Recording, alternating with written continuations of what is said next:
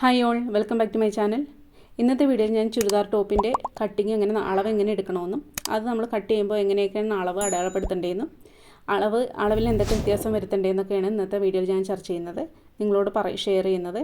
അപ്പോൾ ഞാൻ ഇതിന് മുന്നേ ബ്ലൗസിൻ്റെ സെയിം രീതിയിൽ ഞാൻ അപ്ലോഡ് ചെയ്തിട്ടുണ്ടായിരുന്നു, അളവ് എങ്ങനെ എടുക്കണമെന്നും അതേപോലെ എങ്ങനെ അളവ് നമ്മൾ അടയാളപ്പെടുത്തേണ്ടതെന്നും തയ്ച്ച് കഴിയുമ്പോൾ എത്ര വേണമെന്നൊക്കെ ഞാൻ വീഡിയോയിൽ ഉൾപ്പെടുത്തിയിട്ടുണ്ട്. അപ്പോൾ ആ വീഡിയോ കാണാത്തവർ ഈ മുകളിൽ കാണുന്ന ഐ ബട്ടണിൽ ക്ലിക്ക് ചെയ്ത് ആ വീഡിയോ കാണാവുന്നതാണ്. ഇതിപ്പോൾ നമ്മൾ സാധാരണ ലൈനിങ് ഇട്ട് തയ്ക്കുന്ന ചുരിദാർ ടോപ്പും അല്ലെങ്കിൽ ലൈനിങ് ഇടാതെ തയ്ക്കുന്ന ചുരിദാർ ടോപ്പിനും എങ്ങനെ അളവെടുക്കാമെന്നാണ് ഞാനിതിൽ കാണിക്കുന്നത്. നമ്മുടെ ബോഡിയിൽ നിന്ന് എങ്ങനെ അളവെടുക്കാമെന്നും അതേപോലെ തന്നെ അതെങ്ങനെ അളവനുസരിച്ച് എങ്ങനെ നമ്മൾ തുണി മടക്കിയിട്ട് കട്ട് ചെയ്യാമെന്നും അതിന് എത്രയൊക്കെ അളവ് നമ്മൾ അടയാളപ്പെടുത്തുന്നു എന്നൊക്കെയാണ് ഞാൻ ഇന്നത്തെ വീഡിയോയിലൂടെ പറയുന്നത്. അപ്പോൾ ഞാൻ കുറച്ച് നിങ്ങൾക്ക് സാധാരണ തയ്ക്കാൻ തുടങ്ങുന്നവർക്കുള്ള കുറച്ച് ഡൗട്ടുകൾ ഞാനിവിടെ ഒരു ചോദ്യരൂപത്തിൽ എഴുതുന്നുണ്ട്, അതിനൊക്കെ ഉത്തരവും ഞാൻ പറയുന്നുണ്ട്. അപ്പോൾ നിങ്ങൾ വീഡിയോ ഫുള്ള് കാണുക, നിങ്ങൾക്കൊക്കെ ഉപകാരപ്പെടുമെന്നാണ് എൻ്റെ വിശ്വാസം. കാരണം എനിക്കുണ്ടായ സംശയങ്ങളും എല്ലാം തന്നെയാണ് ഞാൻ നിങ്ങളോടും ഷെയർ ചെയ്യുന്നത്. അപ്പോൾ എങ്ങനെ വന്നാലും തുടക്കക്കാർക്ക് ഉറപ്പായിട്ടുണ്ടാവും. നമ്മളൊരിക്കലും തുടക്കം തന്നെ ഒരു പെർഫെക്റ്റ് ടൈലർ ആവില്ല. അത് എന്ത് ജോലിയാണെങ്കിലും അതെ, നമ്മൾ നമ്മുടെ സ്കില്ല് ഉണ്ടാക്കിയെടുക്കുന്നത് നമ്മൾ പ്രാക്ടീസിലൂടെയാണ്. അല്ലെങ്കിൽ നമുക്ക് പറഞ്ഞു തരാനായിട്ട് അത് ചെയ്ത് പഴകിയ ആൾക്കാരുടെ അറിവും നമുക്ക് ഒരുപാട് പ്രയോജനവും. അപ്പോൾ നമുക്ക് പലതും പരീക്ഷിച്ച് നോക്കാം. പലരുടെയും പരിചയസമ്പത്ത് നമുക്ക് കേട്ടുകൊണ്ട് നമുക്ക് പലതും പരീക്ഷിക്കാം. അതിൽ ഏതിലാണ് നമുക്ക് കൂടുതൽ നന്നാവുന്നതെന്നൊക്കെ അത് നമ്മൾ എടുക്കുക. അപ്പോൾ നിങ്ങൾ വീഡിയോ ഫുള്ള് കണ്ടു നോക്കുക, നിങ്ങൾക്ക് തീർച്ചയായിട്ടും ഉപകാരപ്പെടും. അപ്പോൾ ഞാൻ കുറച്ച് ക്വസ്റ്റ്യൻസ് ഞാനിവിടെ എഴുതിയിട്ടുണ്ട്. അളവെടുക്കുന്നത് എങ്ങനെ, നമ്മളൊരു ചുരിദാറിൻ്റെ അളവ് എങ്ങനെയാണ് എടുക്കുന്നതെന്നാണ്. നമ്മളൊരു ബോഡിയിൽ നിന്ന് എടുക്കുന്ന അളവാണ് ഞാൻ പറയുന്നത്. ഒരിക്കലും തയ്ച്ച ചുരിദാറിൻ്റെ അളവിൻ്റെ കാര്യമല്ല ഞാനിവിടെ ചർച്ച ചെയ്യുന്നത്, അത് നമുക്ക് വേറെ വീഡിയോയിലൂടെ പറയാം.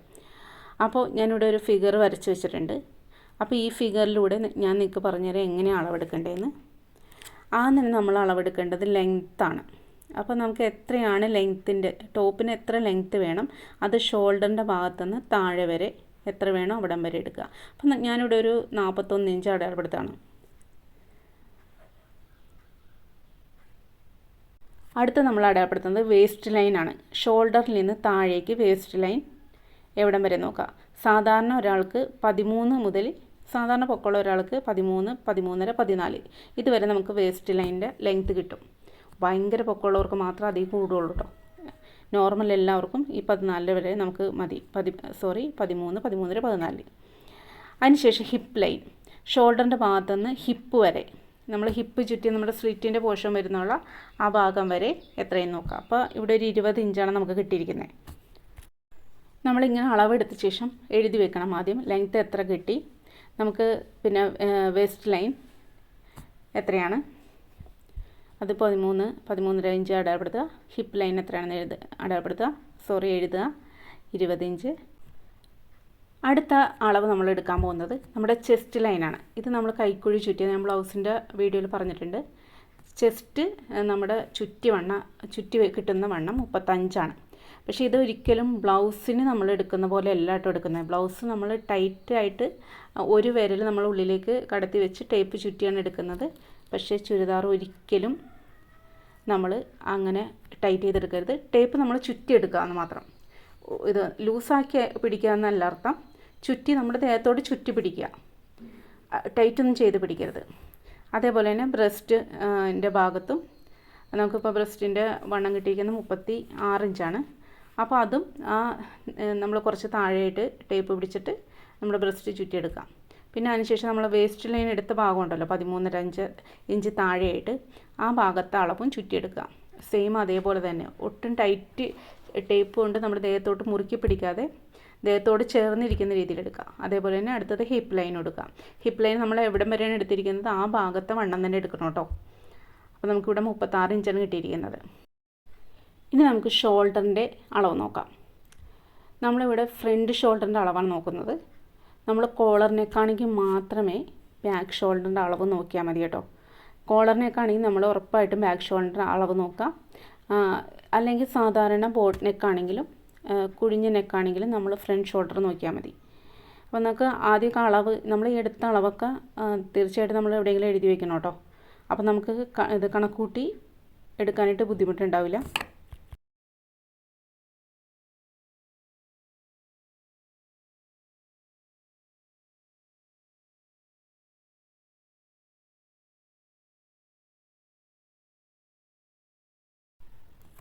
ഇനി നമുക്ക് ആം ഹോൾ കൈക്കുഴി ചുറ്റി വണ്ണം എടുക്കാം.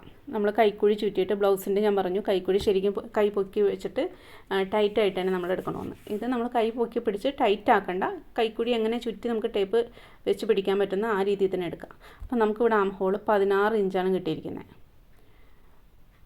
പിന്നെ അതിനുശേഷം നമ്മൾ സ്ലീവ് എത്രയാണ് വേണ്ടത് അതിൻ്റെ ലെങ്ത്ത് അടയാളപ്പെടുത്തുക. ഇപ്പോൾ 3/4 സ്ലീവാണോ ഫുൾ സ്ലീവോ എങ്ങനെയോ നമുക്ക് വേണ്ടത് എങ്ങനെയാണെന്ന് വെച്ചാൽ അടയാളപ്പെടുത്തിയിട്ട് ആ ഭാഗത്തെ വണ്ണവും കൈവണ്ണവും അടയാളപ്പെടുത്തുക. ഇപ്പോൾ ഇവിടെ നമ്മൾ 15 ഇഞ്ചാണെങ്കിൽ ആ ഭാഗത്തെ സ്ലീവ് റൗണ്ട് എടുക്കുക. ആ ഭാഗത്ത് തന്നെ നമ്മൾ എവിടെയാണ് ലെങ്ത്ത് അടയാളപ്പെടുത്തുന്നത് ആ ഭാഗത്തെ കൈവണ്ണം വേണോട്ട് അടയാളപ്പെടുത്താൻ. പിന്നെ നമുക്ക് ചിലർക്കൊക്കെ കൈക്ക് വണ്ണത്തിന് വ്യത്യാസം ഉണ്ടാവും. അപ്പോൾ കൈയുടെ ആ ഇത് തടിയുള്ള ഭാഗത്തെ ഒരു 5 ഇഞ്ച് താഴെ ആക്കിയിട്ട് ലെങ്ത്ത് അടയാളപ്പെടുത്തിയിട്ട് ആ ഇവിടുത്തെ വണ്ണം അടയാളപ്പെടുത്തണം. അത് നമ്മൾ ബ്രാക്കറ്റിലാക്കി ഇടണം കേട്ടോ. കാരണം ഇതല്ല നമ്മുടെ കൈയുടെ അളവ്. നമ്മൾ ഇത് 3/4 എടുത്തിരിക്കുന്നതെങ്കിൽ നമുക്ക് മാറിപ്പോരുത് തയ്ക്കാൻ എടുക്കുമ്പോൾ. അപ്പോൾ 5 ഇഞ്ചും അവിടുത്തെ വണ്ണം ഒരു 13 ഇഞ്ചാണെങ്കിൽ നമ്മളത് അടയാളപ്പെടുത്തി വയ്ക്കുക. ഇനി നമുക്ക് നെക്കിൻ്റെ ലെങ്ത്ത് നോക്കാം. അപ്പോൾ നെക്ക് എങ്ങനത്തെയാണ് വേണ്ടതെന്ന് നോക്കാം. ബോട്ട് നെക്കാണെങ്കിൽ ബോട്ട് നെക്ക്, അല്ലെങ്കിൽ കുഴിഞ്ഞ നെക്കാണെങ്കിൽ കുഴിഞ്ഞ നെക്ക് നമുക്ക് നോക്കാം. അപ്പോൾ നമ്മുടെ ഫ്രണ്ട് നെക്ക് നമുക്ക് ഇവിടെ ഒരു 6 ഇഞ്ച് അടയാളപ്പെടുത്തുന്നു. ബാക്ക് നെക്ക് 5 ഇഞ്ചും. ബോട്ട് നെക്കാണെങ്കിൽ നമ്മൾ 4 ഇഞ്ച് എടുക്കണം. അതുപോലെ തന്നെ ബാക്കും ബോട്ട് തന്നെയാണെങ്കിൽ നമ്മൾ ബാക്ക് 4 ഇഞ്ച് തന്നെ എടുക്കാം.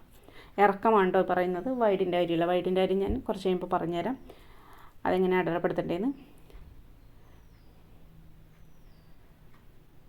പിന്നെ സ്ക്വയർ നെക്ക്, നമ്മൾ വൈഡായ സ്ക്വയർ നെക്ക്, ഇപ്പോൾ ട്രെൻഡിങ് ആയിട്ട് നിൽക്കുന്നതാണ് വൈഡ് സ്ക്വയർ നെക്ക്. അത് നമ്മൾ ഫ്രണ്ട് 4 എടുക്കുകയാണെങ്കിൽ ബാക്ക് 4 എടുത്താൽ മതി.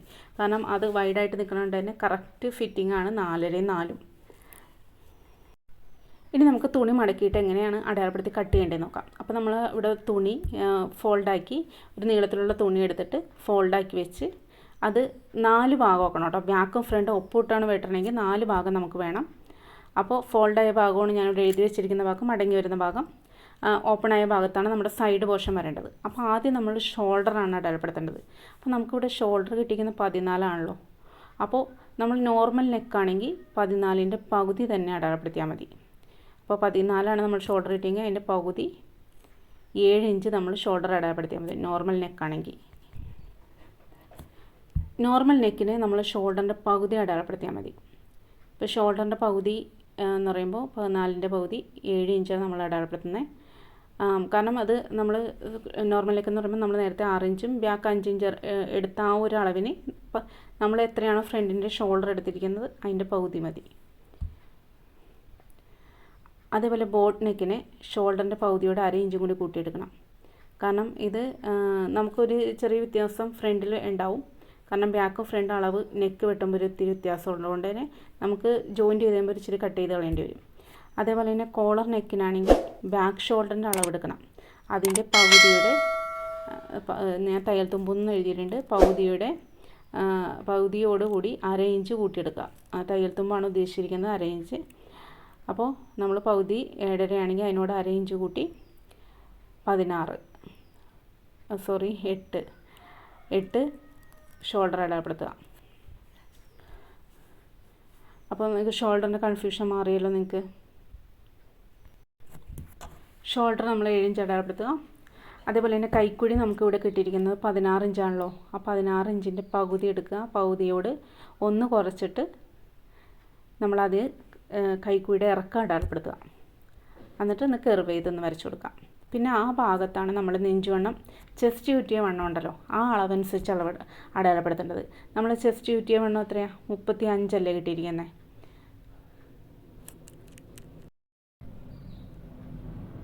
അപ്പോൾ 35ൻ്റെ പകുതി എടുക്കുക. അപ്പോൾ 17.5. 17.5യോട് 1.5 ഇഞ്ച് കൂട്ടണം. ആ 1.5 ഇഞ്ച് കൂട്ടിയിട്ട് അതിൻ്റെ പകുതി അടയാളപ്പെടുത്തുക. അപ്പോൾ നിങ്ങൾക്ക് ഈ കണക്കിൽ കൺഫ്യൂഷൻ ഉണ്ടെങ്കിൽ ഞാൻ കൂട്ടുന്ന രീതിയാണ് കേട്ടോ ഞാൻ നിങ്ങളോട് പറയുന്നത്. നിങ്ങൾ ഇതിൽ കൺഫ്യൂഷൻ ഉണ്ടെങ്കിൽ 35നോട് മൊത്തത്തിൽ 3 കൂട്ടിയിട്ട് അതിൻ്റെ 4 ഭാഗം എടുത്താൽ മതി കേട്ടോ. ഞാൻ ഈ കണക്ക് കൂട്ടുന്ന രീതിക്ക് അനുസരിച്ചാണ് നിങ്ങളോട് പറഞ്ഞു വരുന്നത്. അപ്പോൾ നമുക്കവിടെ 19 കിട്ടുന്നത്. 19ൻ്റെ പകുതി എടുക്കുക. അപ്പോൾ നമുക്ക് 9.5 കിട്ടും. അപ്പോൾ ഈ 9.5 ഇവിടെ അടയാളപ്പെടുത്തുക. അതിനുശേഷം 1.5 ഇഞ്ച് തയ്യൽ തുമ്പും കൂടി നീക്കി അടയാളപ്പെടുത്തണം. അതേപോലെ വേസ്റ്റ് ലൈൻ എത്രയാണെന്ന് നോക്കുക. നമ്മുടെ ഷോൾഡറിൻ്റെ ഭാഗത്ത് നിന്ന് നമ്മൾ എടുത്തുള്ള വേസ്റ്റ് ലൈൻ 13.5, ആ 13.5 താഴേക്ക് അടയാളപ്പെടുത്തുക.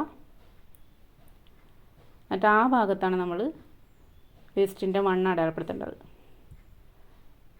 ഇപ്പോൾ വേസ്റ്റ് നമ്മൾ 30 ഇഞ്ചാണ് കിട്ടിയിരിക്കുന്നത്.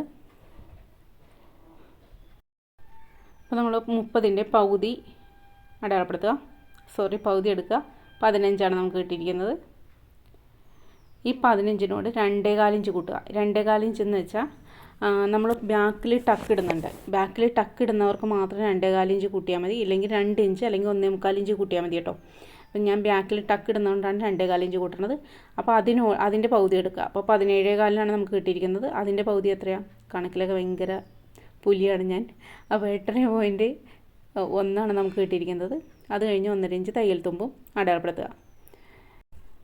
ഇനി അടുത്ത് നമ്മൾ ഹിപ്പ് ലൈൻ അടയാളപ്പെടുത്തുക. ഹിപ്പ് ലൈൻ നമ്മൾ 20 ഇഞ്ചാണല്ലോ, അത് ഷോൾഡറിൻ്റെ ഭാഗത്ത് നിന്ന് താഴേക്ക് അടയാളപ്പെടുത്തിയിട്ട് ആ ഭാഗത്ത് ഹിപ്പ് ലൈനിൻ്റെ അളവ് അടയാളപ്പെടുത്തുക. അപ്പോൾ നമുക്ക് ഹിപ്പ് കിട്ടിയിരിക്കുന്നത് 36 ഇഞ്ചാണ്. അപ്പോൾ 36ൻ്റെ പകുതി എടുക്കുക. കണക്കൂട്ടാൻ എളുപ്പമുള്ള കൂട്ട് തന്നെ കൂട്ടുക കേട്ടോ നിങ്ങൾ. ഇതിലും ഹിപ്പ് ലൈനിൽ നമ്മൾ 3 ഇഞ്ച് കൂട്ടിയെടുക്കുക.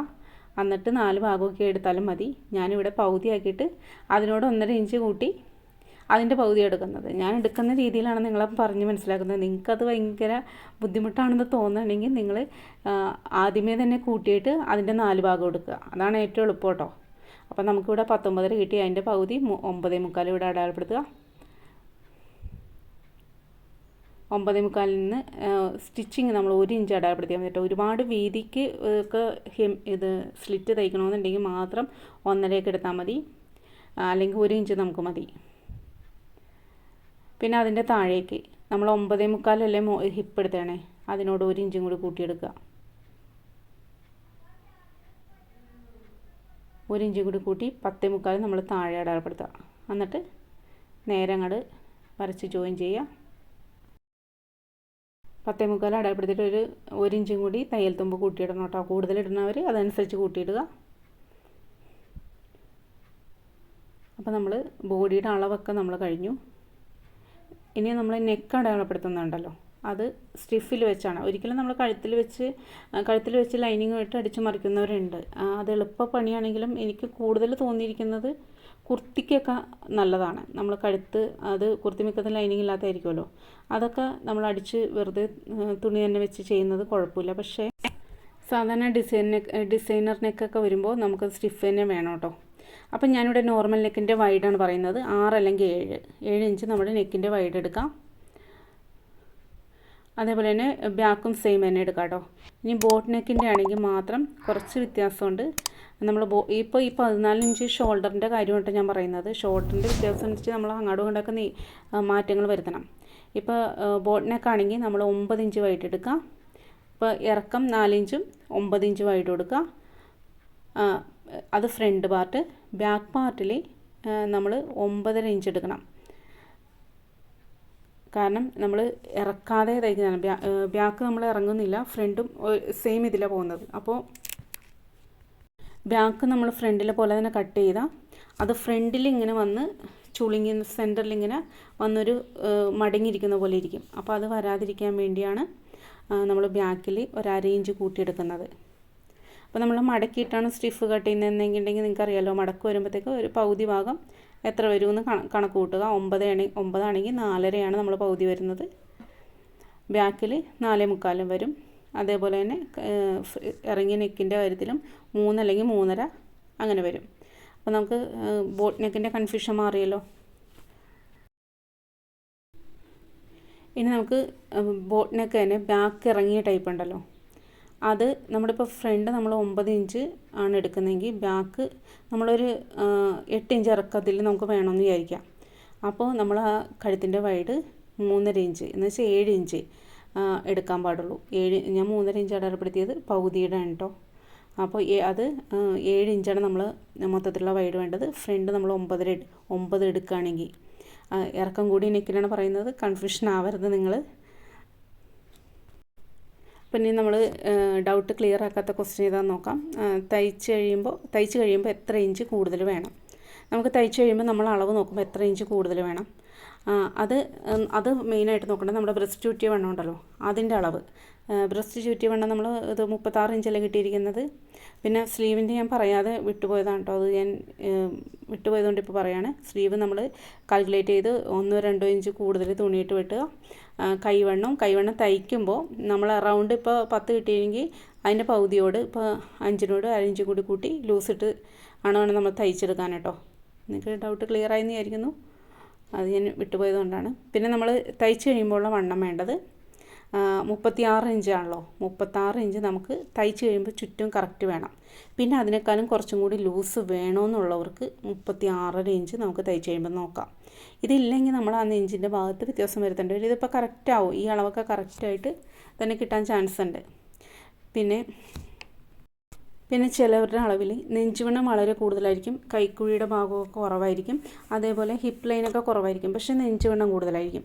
അപ്പോൾ അങ്ങനെയുള്ളവർക്ക് എങ്ങനെ തയ്ക്കുക എന്നുള്ളൊരു ഡൗട്ട് എല്ലാവർക്കും ഉണ്ടാവും.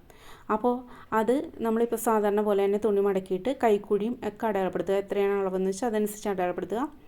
അതിനുശേഷം എന്താ ചെയ്യേണ്ടതെന്ന് വെച്ചാൽ നമ്മളൊരു ചെറിയൊരു 2 ടക്ക് എക്സ്ട്രാ ഇട്ട് കൊടുക്കാം കേട്ടോ. അത് നമ്മൾ കൈക്കുഴിയുടെ ഭാഗത്തുനിന്ന് ഷോൾഡറിൽ നിന്ന് ഒരു 12 ഇഞ്ചൊക്കെ താഴേക്ക് ഒരു പോയിൻ്റ് അടയാളപ്പെടുത്തിയിട്ട് കൈക്കുഴിയുടെ ഭാഗത്തുനിന്ന് ആ ഭാഗത്തേക്ക് നേരെ ഒരു 5 ഇഞ്ചോ 6 ഇഞ്ചോ നീളത്തിലൊരു ഒരു ലൈൻ വരയ്ക്കുക. അത് നമ്മൾ ടക്കിട്ട് കൊടുക്കാനുള്ളതാണ്. അതേപോലെ തന്നെ നമ്മുടെ വേസ്റ്റ് ലൈൻ ഉണ്ടല്ലോ, ആ ഭാഗത്തുനിന്ന് മുകളിലേക്കൊന്ന് ചരിച്ചൊരു ലൈൻ വരച്ചു കൊടുക്കുക. ഇതൊരു 6-7 ഇഞ്ച് നീളത്തിൽ വരച്ചു കൊടുക്കുക. ഇത് ഇങ്ങനെ തയ്ച്ചു കൊടുക്കണമെങ്കിൽ നമ്മുടെ ആ ഭാഗത്ത് കുറച്ച് നമുക്ക് കിട്ടും, തുണി കൂടുതൽ കിട്ടും. അപ്പോൾ നമ്മൾ സൈഡിലേക്ക് കുറച്ച് അളവെടുക്കുമ്പോൾ തുണി ഇടുമ്പോഴും തയ്യെടുത്തുമ്പോൾ കുറച്ച് കൂടുതൽ അവിടെ ആ ഭാഗത്തേക്ക് ഇടുക. കാരണം ഈ ഒരു ടക്കൊക്കെ വരുന്നതുകൊണ്ട് തന്നെ നമുക്ക് സൈഡ് കുറച്ച് കയറി ഇറങ്ങിയിരിക്കാനുള്ള ചാൻസ് ഉണ്ട്. പിന്നെ ഫ്രണ്ട് തയ്ച്ച് കഴിയുമ്പോൾ നമ്മൾ ബാക്ക് പോയിട്ട് ഷോൾഡർ അറ്റാച്ച് ചെയ്ത ശേഷം സൈഡിൽ ഒരു കയറ്റവർക്കൊക്കെ ഉണ്ടാവും. അപ്പോൾ അത് നമ്മൾ അഡ്ജസ്റ്റ് ചെയ്തൊന്ന് വെട്ടേണ്ടി വരും. ഇങ്ങനെയാണ് നമുക്ക് അപ്പോൾ ഇങ്ങനെ ചെയ്താൽ ഉറപ്പായിട്ടും നല്ല നെഞ്ചൊക്കെ നന്നായിട്ട് പാകമായിട്ട് നമുക്ക് കിട്ടും. അപ്പോൾ അത് ശ്രദ്ധിക്കുക. പിന്നെ കൈക്കുഴിയും നമ്മളിങ്ങനെ ടക്കിടുന്നുണ്ട് കുറച്ച് മുകളിലോട്ട് കയറി പോകും. അപ്പോൾ കൈക്കുഴിയും 1/2 ഇഞ്ച് താഴേക്കാക്കി ഒന്ന് അടയാളപ്പെടുത്തി കൊടുക്കുക. ഫ്രണ്ടിൻ്റെ മാത്രമായിട്ട് ഞാൻ പറയണം, ബാക്ക് നമുക്ക് പ്രശ്നമില്ല. ബാക്ക് നമ്മൾ സാധാരണ ടക്കിടുന്ന പോലെ തന്നെ അടയാളപ്പെടുത്തുക, ടക്കിന് മാത്രമുള്ള അടയാളപ്പെടുത്തിയാൽ മതി. അപ്പോൾ നിങ്ങൾക്ക് ഇത്രയും ക്ലിയർ ആയെന്ന് വിചാരിക്കുന്നു. അപ്പം ഞാനിവിടെ എഴുതി വയ്ക്കാം കേട്ടോ. എഴുതി വയ്ക്കുന്നത് കാണിക്കുന്നത് വേറൊന്നും കൊണ്ടല്ല, നിങ്ങളൊരു ഇതിന് വേണ്ടി തന്നെ ഒരു ബുക്ക്, ഇപ്പോൾ തുടക്കക്കാർക്ക് വേണ്ടിയാണ് പറയുന്നത് കേട്ടോ. ഇപ്പോൾ തയ്ച്ച് പ്രാക്ടീസ് ആയവർക്ക് വേണ്ടിയല്ല പറയുന്നത്. നിങ്ങളൊരു ബുക്ക് തയ്യാറാക്കി വെക്കുക, അതിൽ നമ്മൾ എഴുതി വയ്ക്കുക. നമ്മൾ എഴുതി വയ്ക്കുമ്പോൾ നമുക്ക് ഓരോന്നും തയ്ക്കുമ്പോഴും എനിക്ക് പറ്റുന്ന നമ്മൾ പലത് തയ്ക്കുന്നതുകൊണ്ട് തന്നെ ചിലപ്പോഴൊക്കെ കുറേ നാളത്തെ തയ്ക്കുന്ന എന്തെങ്കിലും ഒരു സംഭവം നമുക്ക് കിട്ടുമ്പോൾ നമുക്ക് ആകെ കൺഫ്യൂഷനാവും. എന്തായിരുന്നു അന്ന് ചെയ്തിരുന്നത്, അന്ന് എന്തായിരുന്നു ആ പ്രശ്നത്തിന് ചെയ്തിരുന്നത് എന്നൊക്കെ ഒരു ഡൗട്ട് വരും. അപ്പോൾ നമ്മൾ ഓർത്തൊന്നും വരില്ല. അപ്പോൾ നമ്മൾ ഇതിന് വേണ്ടിയൊക്കെ ഓരോ എന്താണ് നമ്മൾ തയ്ക്കുന്നതെന്ന് അതിൻ്റെ പേരൊക്കെ എഴുതി ഒരു ടൈറ്റിലൊക്കെ കൊടുത്തിട്ട് നമ്മൾ എന്തൊക്കെ അതിന് ചെയ്യണമെന്നൊന്ന് എഴുതി വയ്ക്കുകയാണെങ്കിൽ നമ്മുടെ കൺഫ്യൂഷൻ തീരും. അതൊന്ന് എടുത്ത് വായിച്ച് വയ്ക്കും, നമ്മുടെ മൊത്തം കൺഫ്യൂഷൻ തീരും. ഞാനത് പണ്ടൊക്കെ ചെയ്തിട്ടില്ല, പക്ഷേ ഇപ്പോൾ നമ്മളത് ചെയ്യാറുണ്ട്. അപ്പോൾ ചെയ്യുമ്പോൾ നമുക്കത് ഓർമ്മ കിട്ടും, അത് വായിച്ച് വെക്കുമ്പോഴും ഓർമ്മ കിട്ടും. അപ്പോൾ എല്ലാവർക്കും മനസ്സിലായെന്ന് വിചാരിക്കുന്നു. Thank you.